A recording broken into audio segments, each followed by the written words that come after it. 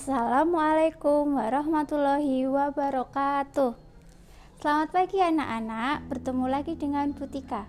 Bagaimana kabar kalian? Semoga kalian tetap sehat dan semangat dalam belajar. Pada pertemuan kali ini, Bu Tika akan menjelaskan tema diriku pada tema 1, subtema 2, pembelajaran 3 dan 4. Sebelum kita mulai pembelajaran hari ini, alangkah baiknya kita berdoa terlebih dahulu. Bersama-sama. A'udzubillahi minasyaitonirrajim.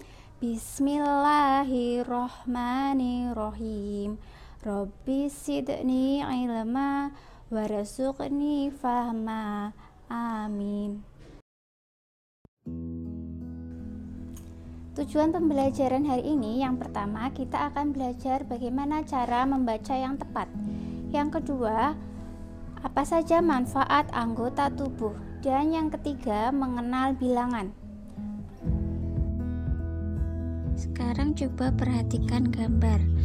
Ketika membaca harus dengan posisi tegak.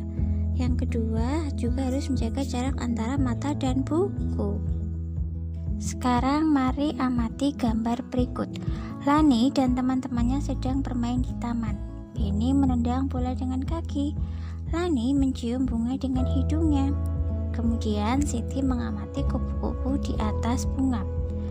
Dayu melihat burung-burung terbang. Kemudian Edo bermain layang-layang. Semua kegiatan tersebut menggunakan anggota tubuh.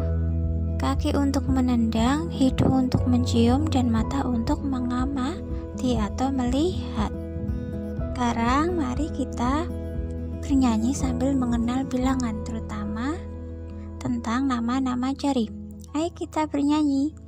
Ibu jari pertama, telunjuk yang kedua, ketiga jari tengah, keempat jari manis, kelima itu kelingking, la la la la la la la la la la la la la la la la la la la.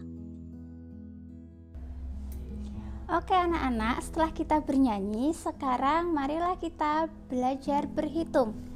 Nah, kalau Bu Tika menunjukkan jari seperti ini, berapa jumlah jari Bu Tika? Ya, ada 1. Kemudian kalau jarinya Bu Tika seperti ini, jumlahnya berapa? 2. Ini jumlahnya 3. Sekarang ini jumlahnya 4.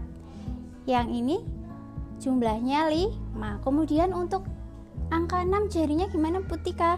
Jarinya harus seperti ini. Jempolnya yang 1 juga muncul. Ini jumlahnya 6. Kemudian angka 7, yang telunjuknya juga muncul. Ini disebut angka 7. Berikutnya ini namanya angka 8. Yang berikutnya jumlah jari ini ada 9. Kemudian yang terakhir adalah 10. Nah, setelah penjelasan materi dari Bu Tika, sekarang Bu Tika akan memberikan tugas pembelajaran ketiga. Yang pertama yaitu kalian pasangkan banyaknya jari pada gambar dengan jumlah angka yang sesuai pada halaman 54. Di situ ada contoh gambar. Pada angka 7 jari, maka kalian juga harus memasangkan dengan angka 7. Kemudian untuk tugas yang kedua, kalian memberi tanda centang di halaman 55. Apa yang harus dicentang? Kenapa angkanya banyak sekali Bu Tika dalam satu gambar? Ya, di situ maksudnya contohnya ada gambar bola. Di situ bolanya ada berapa? Ada 1. Maka anak-anak harus mencentang angka 1 di atas angka 1.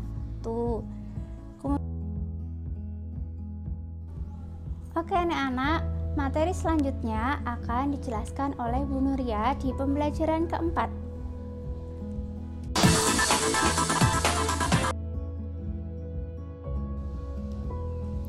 Selamat pagi anak-anak, bagaimana kabarnya? Bu Nuria akan melanjutkan pembelajaran yang keempat. Tadi pembelajaran 3 sudah dengan Bu Tika. Ya, pada pembelajaran 4 ini kita akan belajar tentang bagian tubuh kita yang tidak boleh disentuh orang lain dan bagaimana cara membaca yang tepat.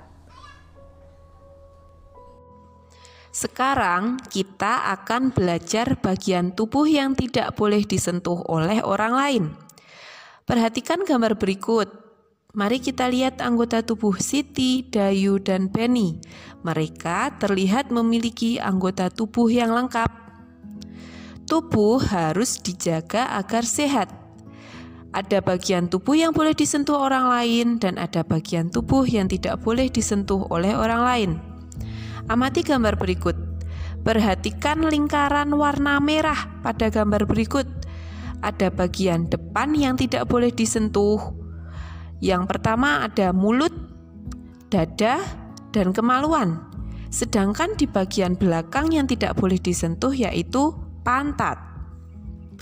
Jadi, bagian mulut, dada, kemaluan, dan pantat tidak boleh disentuh oleh orang lain.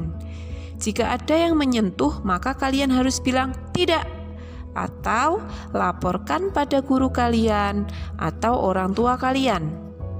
Yang boleh menyentuh bagian tersebut hanya orang tua ketika sedang memandikan kalian atau ketika kita sakit dan disentuh oleh dokter. Kenapa dokter boleh menyentuh?